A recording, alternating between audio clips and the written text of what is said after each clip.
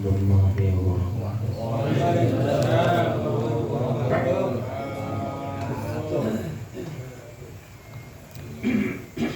Para jamaah sekalian,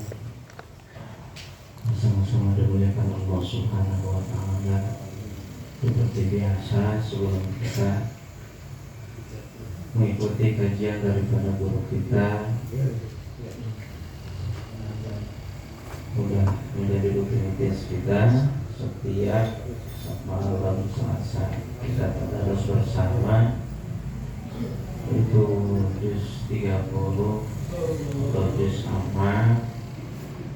Intinya kita di sini belajar bersama atau memperbaiki bersama bacaan Al-Quran kita, disesuaikan dengan aturan tajwid yang berlaku. Tidak menutup kemungkinan sekalipun udah paham, udah khatam, karena tidak sering dimusabaqahkan atau tidak dimudakarahkan karena lupa. Karena hidupnya ilmu itu dengan cara bermusyawarah. Hidupnya ilmu itu salah satu dengan cara mudakarah. Maka niatin setiap tadarus kita, niatin lillahi ta'ala, niatin lillahi ta'ala. Karena dengan niat yang baik, insya Allah akan menghasilkan hasil yang baik juga. Kita lanjutkan tadarus kita surah Al-Quran, surah Al-Qadr. A'udzu billahi minasyaitonir rajim. Bismillahirrahmanirrahim. Asyhadu an la ilaha illallah wa asyhadu anna Muhammadar Rasulullah. Asyhadu an la ilaha illallah wa asyhadu anna Jibril wa malaikatahu wahyillahi rabbil alamin. Asyhadu an la ilaha illallah wa asyhadu anna Mikaila wa malaikatahu rizquna wa rizqum minallah. Asyhadu an la ilaha illallah wa asyhadu anna Qur'ana wa kutubahu kalamullah. Liridha'illahi ta'ala wa bitalabil ilmi taqarruban minallahi ta'ala. A'udzu billahi minasy syaithanir rajim. Bismillahirrahmanirrahim. Alhamdulillahi rabbil alamin. Ar-Rahmanir-Rahim. Maliki yaumiddin.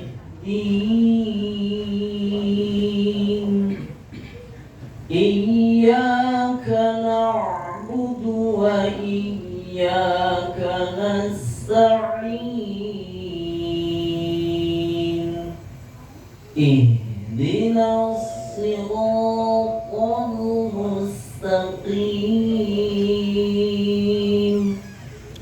Siratal ladzina an'amta 'alaihim ghairil maghdubi 'alaihim waladdallin.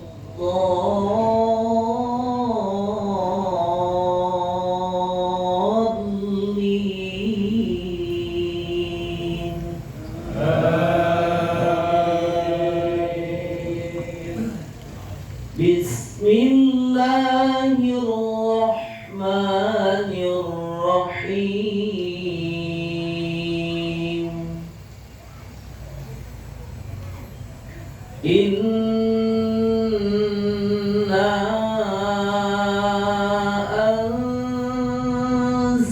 anzalnahu fi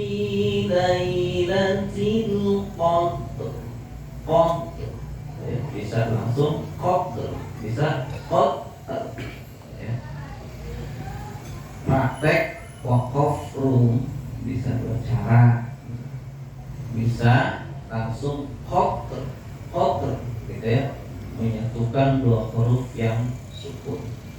Yang kedua bisa khoter gitu ya, jadi menimbulkan qalqalah, sifat qalqalah yang dimiliki huruf dal, karena huruf dalnya sukun. Maka setiap huruf qalqalah yang sukun wajib memantul. In kunna lazimah. Santai aja malam ini, agak lamaan gak apa-apa, karena sambil nunggu jamaah yang belum datang gitu ya. Kalau guru mau udah banyak sebenarnya jamaah yang belum datang, tungguin karena tempatnya masih kosong, berarti ada yang belum datang. Guru mau banyak sebenarnya. Sambil ini, sambil nunggu yang lain, kita santai aja, kita belajar mengkupas per kalimat gitu ya, huruf tajwidnya. In di sini nun bertasydid, maka hukum tajwidnya gunnah lazimah. Gunnah lazimah. Jadi setiap mim bertasydid atau nun bertasydid, gunnah lazimah hukum tajwidnya. Praktek membacanya yaitu ditekan ke huruf yang bertasydidnya, lalu ditahan sejenak minimal 2 harokat, maksimal 4 harokat ya. Karena sesuai keterangan atau qaidah gunnah lazimah, wa gunna nunan wa gunna miman tsumma nunan syuddidah wa kulla sammi harfa gunnatin pada. Wa gunna miman digomkan atau digunakan bahasa tajwid ya. Kalau bahasa ketika kita pindahkan udhima dan idgomakan atau den idgomakan, atau kalau di sini den digunakan miman huruf mim, tsumma nunan mangkat kemudian huruf nun, syuddida keduanya huruf mim dan huruf nun itu bertasydid. Syuddida di sini menandakan kalimat tasniyah, maka den tasydid sakarone bahasanya keduanya, baik itu mim maupun huruf nun. Jadi setiap nun bertasydid atau mim bertasydid, waqfan wa waslan, baik waqaf maupun wasol, praktek membacanya ditahan. Oh, ini jangan sampai diseret. Nah itu enggak, ini berarti enggak masuk kategori gunnah lazimah. Ketika gunnah diidghamkan, idgham itu artinya memasukkan, berarti harus sesuai. Di mana teorinya idgham, maka prakteknya harus idgham. Antara teori dan praktek harus sinkron. Nah, jangan praktek teorinya idgham ketika prakteknya diseret. Nah, awas tuh, harus sesuai ya. Berarti ketika idgham memasukkan tuh jelas ya. Jangan sampai ngejar-ngejar lagu, kita tidak memperhatikan tajwid. Kita utamakan tajwid. Lagu mah nomor 1000, mau enak kagak, syukur-syukur tajwidnya bagus, lagunya cakep. Itu yang diharapkan ya.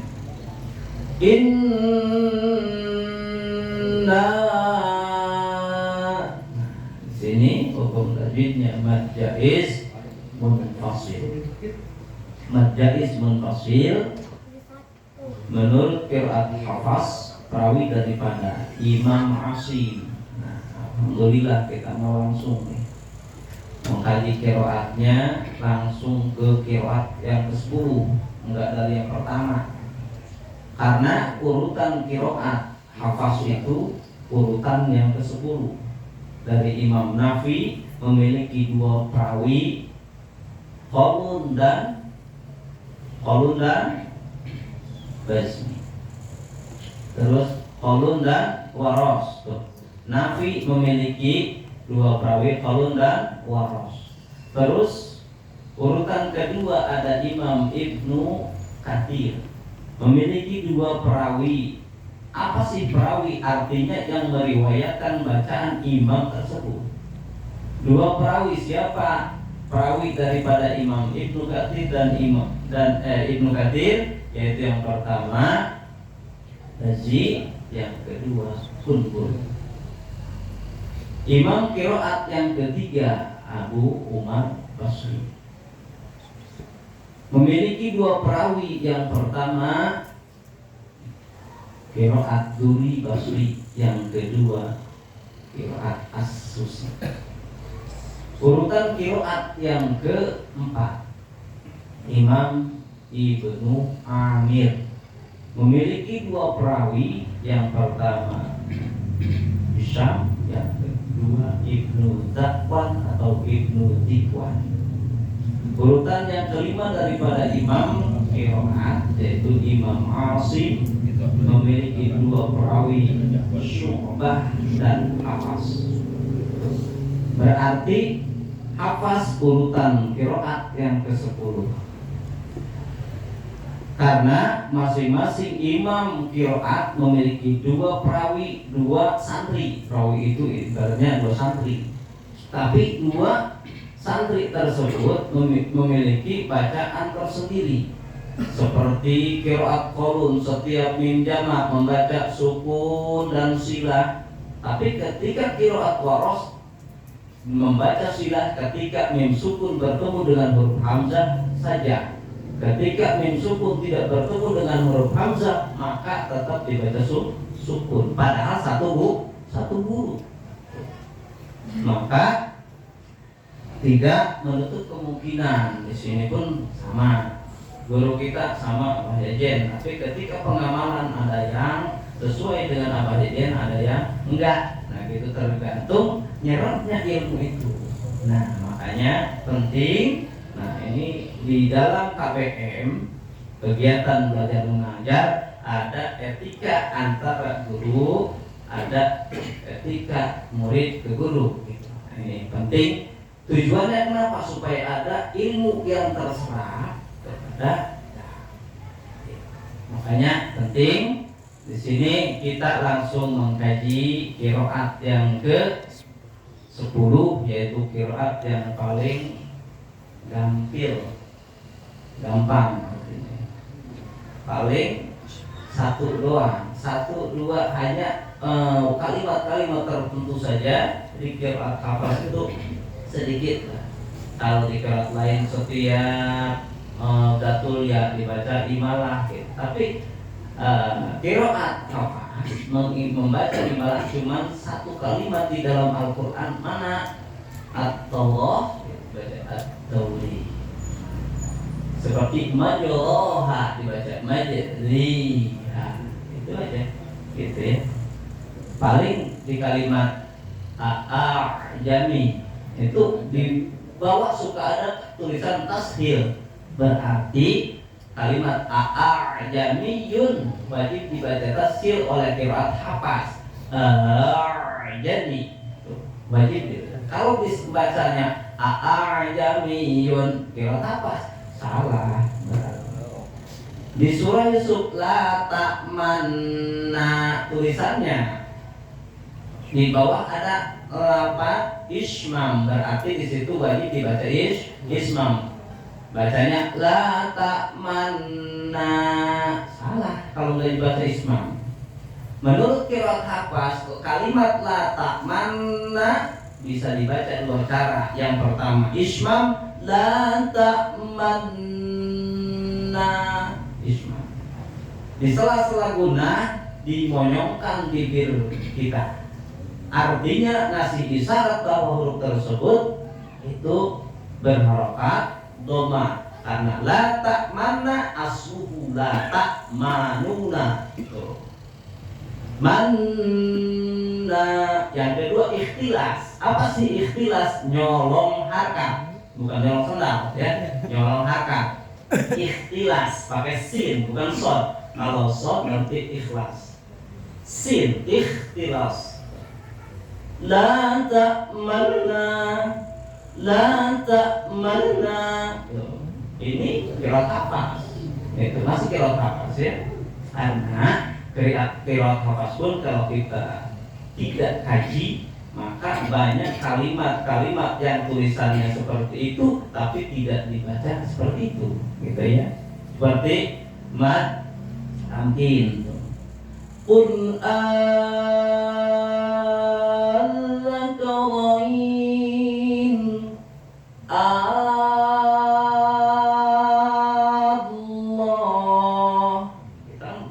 bacanya taunya itu doang karena mengikuti harokat di situ. Itu pun kadang harakatnya kurang. Allah berharokat padahal di setiap mentamkin wajib dibaca 6 harokat di jamil qurra.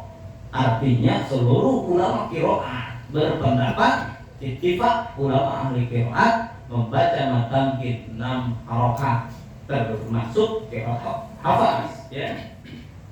Di situ kalau misalnya hukum mentamkin oleh qiraat hafaz dua cara. Yang pertama dibaca ibdal bi harfil alif.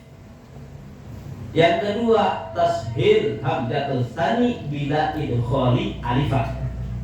Prakteknya tashil hamzatul tsani bila idkhali alifan. Qul az-zakarain. Yang kedua ibdal bi harfil alif, artinya mengganti huruf hamzah kedua bi idkhali alifan dengan memasukkan alif. Qul az-zakarain. Karena asal kalimatnya qul az-zakarain. Gitu. Asal kalimat tuh. Harus tahu asalnya. Seperti a'ajami gitu. Ya. Nah, itu sekedar penyemangat aja. Mudah-mudahan menjadi motivasi untuk kita lebih semangat mengkaji, sekalipun kita ngajinya seminggu sekali. Nih, penting qiraat hafaz dikaji ya, karena ada kalimat-kalimat yang tulisannya begitu tidak dibaca begitu ya. Ada mukhtalif, perbedaan bacaan di qiraat hafaz. Nah, kita kaji ya. Di sini kembali kita kepada Al-Qur'an surah Al-Qadr. Inna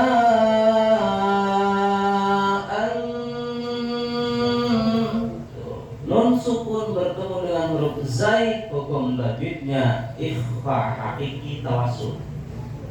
Suara ikhfanya atau dengungnya mendekati suara ain. Inna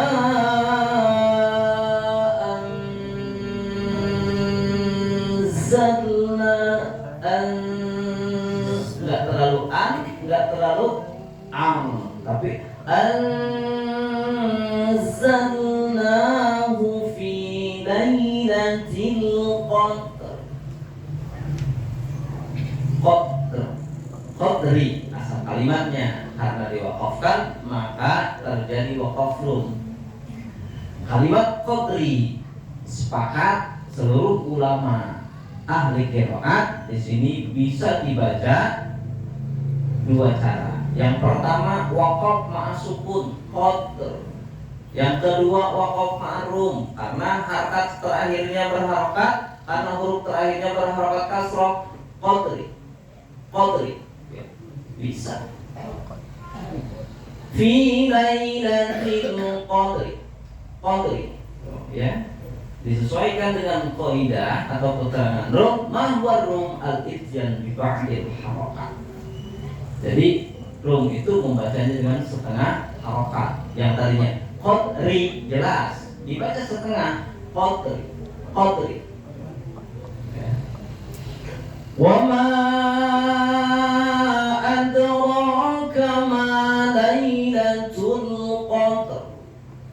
sama ini.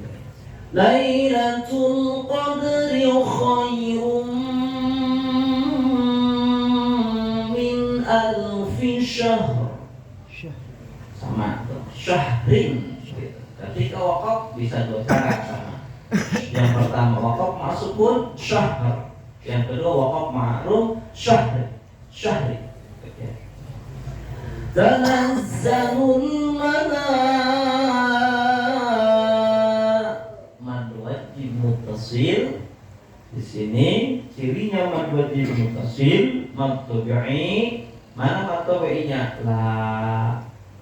Bertemu dengan huruf hamzah dalam satu kalimat malai, maka menurut qiraat Hafs wajib dibaca 5 harokat, langsung dibaca 5 harokat, jangan kependekan ya. Tanazzalul malaikatu warruhu fiha bi'izni rabbihim min kulli amr rabbihim. Mim sukun ketemu huruf mim. Nah, di sini ada tasydidnya enggak mim kedua? Hah? Enggak ada ya. Sekalipun enggak ada, kalau sudah memenuhi syarat setiap huruf mim bertemu dengan huruf mim bertemu dengan huruf mim bertemu dengan huruf mim, maka di sini wajib dibaca gunnah karena di sini masuk kepada hukum idgham mutamathilain, ya. Idgham mutamathilain bil gunnah masuk kepada hukum mim sukun yang termasuk idgham mutamathilain.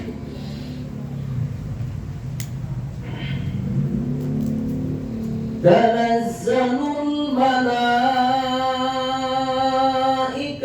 warruhu fiha bi'izni rabbihim